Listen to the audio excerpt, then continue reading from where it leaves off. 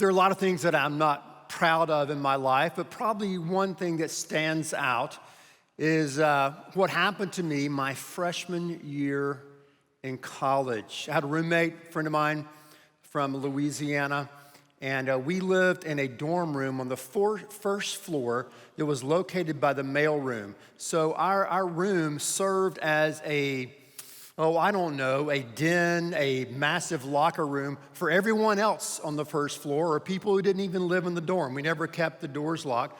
So our room was a complete and utter mess. I don't mean a little bit messy. I mean an absolute disaster. You probably really needed a hazmat suit to walk into our room. There were old Domino pizza boxes left open, stacked around the room. I'm sure a lot of them were eaten by Trey Gowdy himself. There was old McDonald's wrappers everywhere. A lot of my friends like to chew tobacco and dip. I know none of you do that, but they would leave these cups full of dip in them. Absolutely disgusting. There was Coca-Cola stain on some of the sheets. There were papers wadded up all over the floor. We had a sink in our room, kind of like in a prison. You have your little sink there. And our sink was like this brown and yellow color. It was originally white, but our sink was discolored because of all the filth and grime. So I remember we got to the pinnacle of our mess around Parents' Weekend. And so the thing about Parents' Weekend was parents would come up on a Saturday and they would have a chance to go to the dorm rooms and go to a football game and to see their kids and how great they're doing in college, right? Well, my dad, as you know, was a pastor. He works on weekends. My roommate's dad was a football coach. He works on weekends. So our parents weren't going to show up on Parents' Weekend, and we as sure as heck weren't going to clean up our room. So I remember it was Saturday morning. I went down the hall where the bathrooms are located, and I came back looking down the hall, and I saw a group of parents in a semicircle pointing at my room, motioning to other parents saying, "Hey, come here, look at this, you won't believe it." And so I walked back down the hall, made my way through the crowd to get into my room. There's my roommate sitting there in this big, pile of filth, our room. And he finally said to the parents, "Get out of here," okay? And so they scrammed and got out of there. But I will never forget that day. I will never forget how utterly messy, cluttered, and chaotic, actually probably unsanitary, my room was. Now, it's bad enough that it was that messy. The worst thing about it is that we tolerated it. We normalized it. We lived in it for 9 months. And I thought about that and what we've been looking at the last several weeks, and I thought about how the same thing can happen to us internally. If you look at your mind, your brain as a dorm room of thoughts and ideas and concepts, many times our mind becomes cluttered, littered with all types of toxic and destructive thoughts. It's interesting, we all have this voice going on inside of our head, this ongoing silent dialogue or monologue. And where the voice comes from inside of your head and my head, I don't know. That would take an entire message to deal with that alone. I just know that I have a voice going on inside my head, and you do too. And many times, the default mode of that particular voice inside of our head, that's talking to us all the time, is negative. It's self-judgmental. It's self-condemning. It's also self-sabotaging. Have you noticed that? So if we don't clean up our mind, if we don't get a grasp on these thoughts, on these patterns of thinking, it can wreak havoc on our emotions, on our body, and especially in our relationship with God and others. If we don't deal with the toxic world, the toxic dialogue and thoughts that are going on inside the dorm room of our minds. Now, thankfully, God gives us a new way to deal with the chaos and the dirt and the worry and the anxiety that builds up inside of your mind and inside of my mind. He gives us a new way to do that. And I know you're not going to be surprised, but that new way is found in Philippians chapter 4. So we've been looking at Philippians chapter 4 the entire summer. Philippians 4, I believe, is the most encouraging, practical chapter in the Bible. Incredible chapter, great wisdom, iconic advice and quotes flow out of Philippians 4. And today, we're going to look at how do we handle these negative, toxic thoughts that often produce worry and anxiety and fear in our lives. So check it out, Philippians 4, verses 8 and 9. Many of you who have heard this passage before, some of you, this may be the first time. Here's what Paul says to these folks, the Philippians, and he says to us today, the Houstonians, or whoever is listening or watching. Finally, brothers and sisters, finally, whatever is true, whatever is noble, whatever is right, whatever is pure, whatever is lovely, whatever is admirable, if anything is excellent or worthy of praise, think about such things. And the word there for think, it means to meditate. It means to ruminate. It means to allow the truth, the nobility, the love, the purity to flow into your minds and get deep down inside of your psyche and your soul. Focus on these things with the laser, is what he's saying here. Think about such things. And whatever you have learned or received from me, put into practice. Put into practice. Do the work. Be proactive. Don't just sit there and soak. Do it. Apply it. And here's the promise. Remember last week we had a promise as well? The promise is the God of peace will be with you. The God of peace will be with you. I want that. I want the peace of God in my life. And I want to know that the God of peace is with me always. I need that. I want that. I desire that. But so many times when I look at this passage, I have to confess, if I can here today, I do the opposite of what he's asking us or commanding us to think about, to dwell on, to meditate.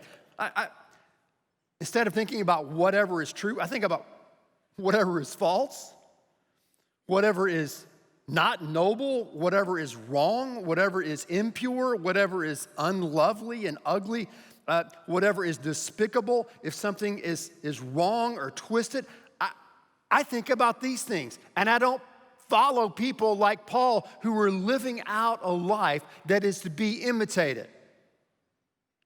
I do the opposite. And I feed my minds many times with the doom and gloom of the media and what's feeding ourselves 24/7, and it creates a state of worry and anxiety and fear, and many times toxic thoughts inside my mind and what I'm speaking to myself. I do the opposite. I've known for a long time in my life that I have to deal proactively, regularly with my thought life, what's happening in the dorm room of my mind. When I was 16 years old, my family had moved from the East Coast all the way to the great state of Texas. It was a big move for our family. I was in a new city. I was in a new school. I had no friends, and I was in an alien environment in many ways, trying to find my way. And I can remember as a 16-year-old kid, one night just having trouble going to sleep at night. And I tossed and turned, and I counted sheep and got a glass of warm milk, all those things you hear about to do to help you fall asleep, and I couldn't go to sleep. My mind was just racing with fears and anxieties, worry, All these toxic thoughts were just flowing inside of my mind. And it was like it was going in fast motion, fast forward, and I couldn't slow it down. But at the same time, it was when the Iranians had taken those Americans hostage in the embassy there. And there was a headline at that time in the Houston Chronicle that said, "We're on the brink of World War III." And they were quoting the President of the United States at the time. I just seen the movie The Deer Hunter, which had that graphic scene of those POWs in the Vietnam War who were forced to play Russian roulette. And so I was thinking, man, I'm about to turn 18. We're going to be in World War III. I'm going to get drafted, and I'm going to be playing Russian roulette in some prison in some foreign country. That is going to happen to me. Talk about negative, catastrophic thinking. That's what I was doing. So my mind was spinning and racing and worrying and filled with fear and anxiety. And so I didn't get a wink of sleep that first night. Second night rolled around, same thing happened again. The worry, the fear, and the anxiety got up next to me. Third night in a row, I didn't sleep again. So that's 3 nights in a row that I got 0 sleep. Now, a lot of you know this, maybe you don't. But if you go 3 nights in a row, even sometimes 2 nights in a row without sleep, I don't care if you're Sigmund Freud or the Apostle Paul, you are gonna go psychotic, okay? You are gonna lose touch with reality. That's simply the way it is. That's why when people are torturing people, one of the first things they do is sleep deprivation. So I was kind of spinning out of control as a 16-year-old, kind of losing it a little bit, freaking out because I couldn't sleep, worried, and then worrying about my worry. And so finally my parents said, hey, we need to take him to the doctor. So I went to the doctor, talked to him. He talked some sense into me. And eventually, through some medical care and through prayer and through patience, I was able to get myself together, go back to school, and start living somewhat of a normal life as a high school student. Now, as I look back on that, the term that people used back in that day for what was happening to me was someone is having a nervous breakdown. Now, the thing that was rare about that was I was 16 years old having a nervous breakdown, okay? I was a prodigy in a sense to having a nervous breakdown.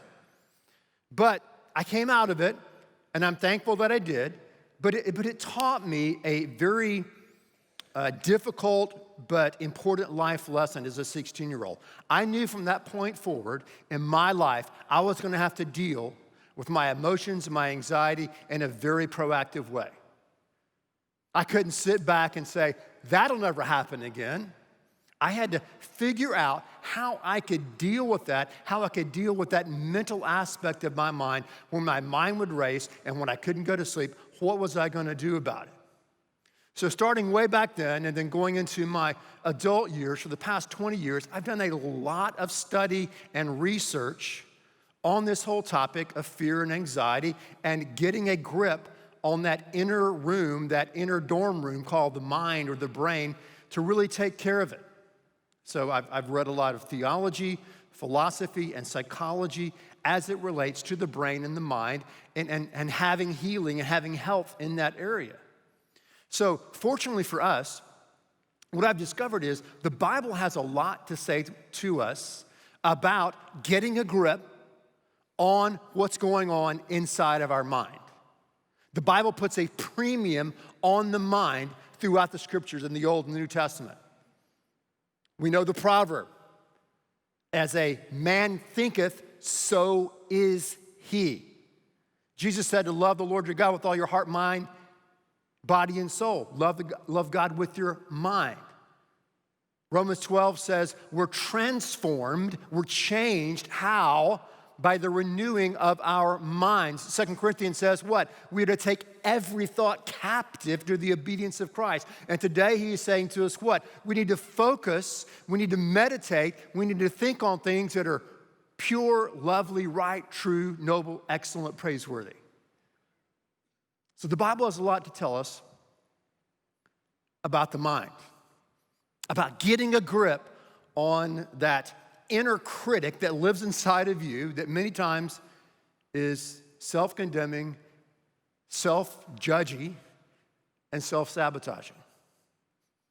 Now, what happens to us, and what happened to me, is that our mind can be grooved or programmed in a certain negative way. So the way we process external and internal events becomes grooved inside of our minds and inside of our brains. And these grooves are there, so they kind of serve as a default position or a default reaction. Like your computer has its default settings for the printer or for the Word docs, it just automatically responds in a certain way. So if you start down a path where you are frequently given over to worry and anxiety and fear and these toxic thoughts that are going on inside of your mind, if you don't do something about that, then your brain becomes wired or grooved in a certain way to react in that negative, self-critical way. Does that make sense? So we get into these habits, these toxic thought habits. And a thought leads to an action leads to character, and it leads to your life. So it's critical that we get a grip of what's going on inside of the theater of our mind, inside of the dorm room of our mind. Now, the good news is, if you look into neuroscience today, there's a lot of scientists, a lot of people are studying something called neuroplasticity. And neuroplasticity, the best I can understand as a layperson, is the brain's ability to form new grooves and new connections over time. So what we're discovering through brain scans and stuff is that when we start thinking a different way, a new way, and take actions on these new thoughts and new patterns, our brain actually changes, isn't this cool, and molds to form these new grooves and new patterns and new habits that'll be healthy and productive rather than being destructive. It's really wild how God has created our brain with this malleability, if you would, to be able to change and to form new grooves. So, how do we do that? We'll look at briefly some things that will help us to do that right now based upon this passage. To put it in 3 words, we have to change, challenge, and charge. Change, challenge, and charge. Let's say that together. Ready? Change, challenge, and charge. One more time, a little louder. Change, challenge, and charge. The first thing that we have to do is to change what you think. You need to change what you think. Now, that sounds so easy. Oh, I can change what I think anytime. Can you? Try it. I dare you to try to change the way you brush your teeth. You can't change the way you write the letters A, B, and C. Why? Because they're habits. You brush your teeth in a certain way, start in a certain way. You write the letter A, B, C in a certain way because you've been habituated to do that in that way. So to change the way you think, or to change the way you do anything that's habitual, to create these new grooves, you've got to be really intentional and really proactive in getting in touch with your negative thought patterns, your destructive thought patterns, your sinful thought patterns, if you would, and to replace it with new ways and modes of thinking and living. Dr. Carolyn Leaf is an interesting person. She's a cognitive neuroscientist, and she's also a Christ follower. And so she's done some research into the mind, into the brain, and what I'm talking about today. And here's what she says, here's what she writes. She says, thoughts are real physical things that occupy mental real estate, moment by moment, every day. You are changing the structure of your brain through your thinking. When we hope, she says, it is an activity of the mind that changes the structure of our brain in a positive and normal direction. So when we begin this process and say, wow, I've got to get a grip on what's going on inside the dorm room of my mind. I've got to get a grip and get rid of these toxic thoughts and this worry and anxiety that it creates. I've got to do something different. Well, we've got to practice it, as Paul said. Think about these things and then put them into practice. Do it. And it's like learning a new skill. And so in the sports world, the sports psychology, they talk a lot about muscle memory. You heard of muscle memory? Most of us have heard of muscle memory. So if you like to golf and you want to improve, your score, your handicap, you'll probably find a pro or someone who can show you how to tweak your swing to make you hit the ball better, okay? But in order to tweak your swing, as you know, if you've been playing the game for 5, 10, 15 years, it's difficult because like brushing your teeth, like writing ABC in your handwriting, you've been trained to automatically go to the old way of doing things. So it takes time, practice, 10 times, 100 times, 1,000 times, 10,000, 100,000s of thousands, millions and billions and trillions to really create a new way of doing something. And you do this, and it's what they call a change in your muscle memory. Now, obviously, there's not a brain in your shoulders or in your wrist or in your grip. It's all in your mind. But it allows you to start doing something automatically once you change your swing.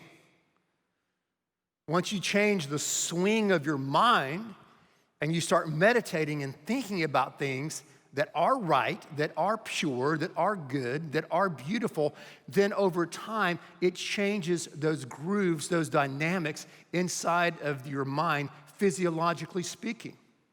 And it has spiritual implications. It's really fascinating. So the first way we have to deal with this toxicity in our minds is to change what you think.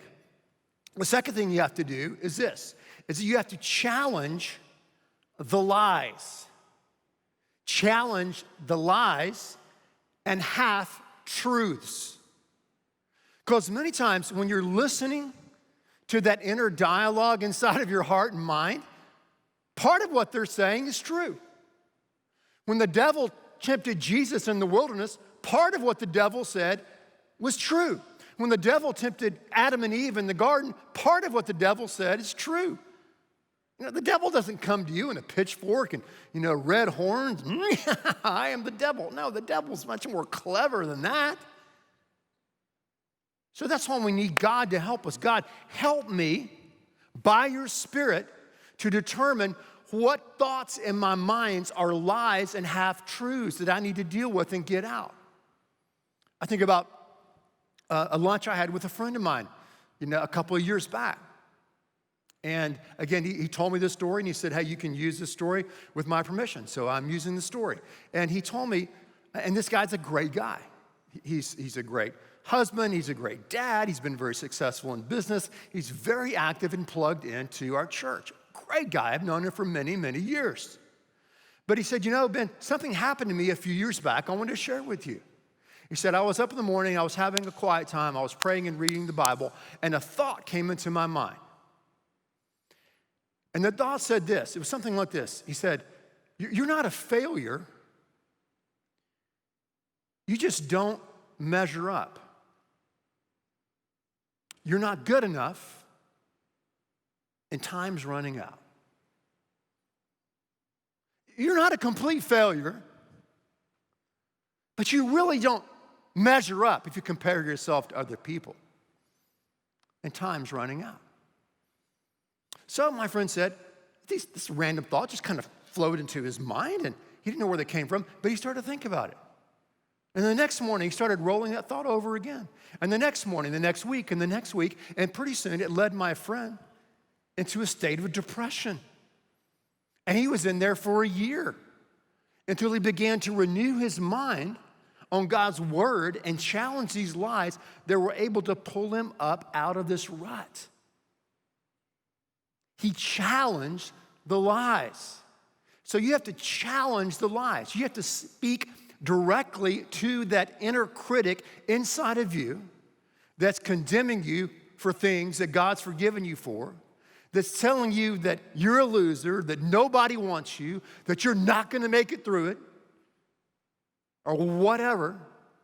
And you've got to deal and challenge those lies, those half-truths, as they flow into your mind. Got to challenge them. That's what Paul's saying here in this passage. And it's interesting to, for me, once you start challenging these lies, you start to differentiate between the lie and who you are. And it's really freeing to realize that the voice inside of your head, this inner critic, is not who you are. That's not who you are. That's not who you are. You are who God says that you are. I am who God says that I am. And as we'll look at next week in Philippians 4, we can do what God says we can do. So when we challenge these lies, we challenge these half-truths, we stand up to this inner critic, we stand up to this bully inside of our brain, then we begin to get more freedom. Third thing we have to do is to charge your mind with whatever. Charge your mind with whatever.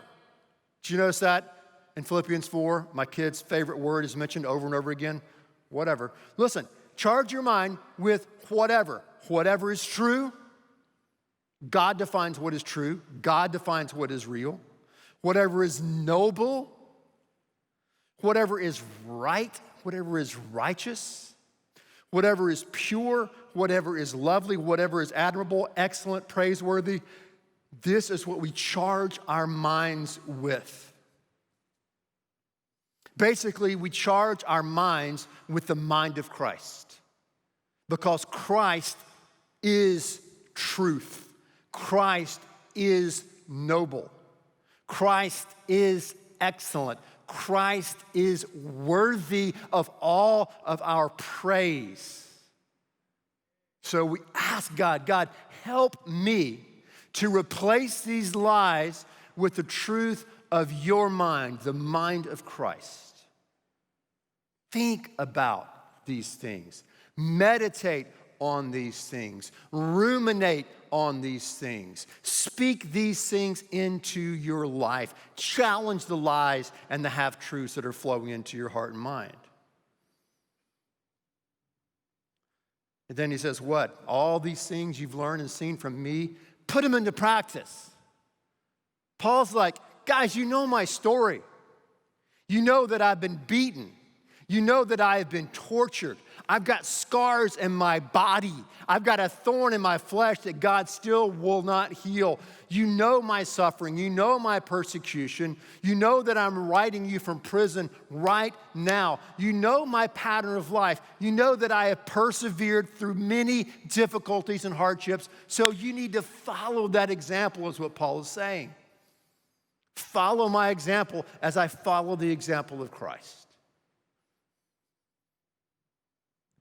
Who do you desire to become? What do you desire to be in your life? We've got to have an example. We have to have a mentor. Paul is saying, I am your mentor. Follow me in the same way that I follow Christ, in perseverance and in faith and in love. Charge your minds with whatever and put into practice what I've been teaching you, is what he's saying. And then, bonus, the God of peace will be with you. And that peace is such a rich word, especially in the Hebrew Jewish tradition. It means shalom. The city of God, Jerusalem, it means the peace of God. It means the flourishing of God. It means the prosperity of God. It means the blessing of God, the love of God, the forgiveness of God. It is the shalom of God. This God of shalom, this God of peace will be with you. That's the promise he has for us.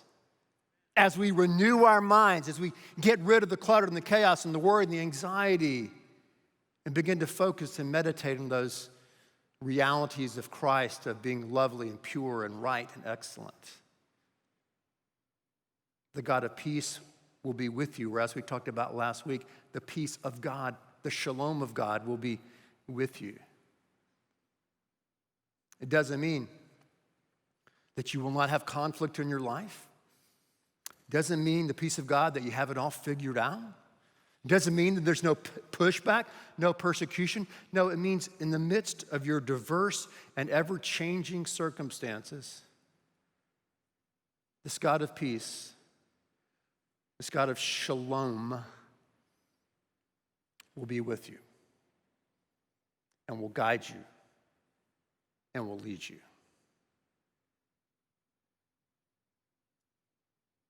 Life is too short to live in a messy dorm room of our minds. God gives us a way out. He gives us a new way, a better way.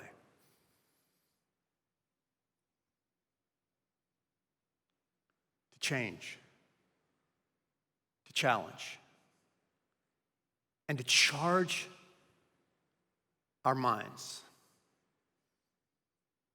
with the mind of Christ. Let's do that today. Let's do that this week together.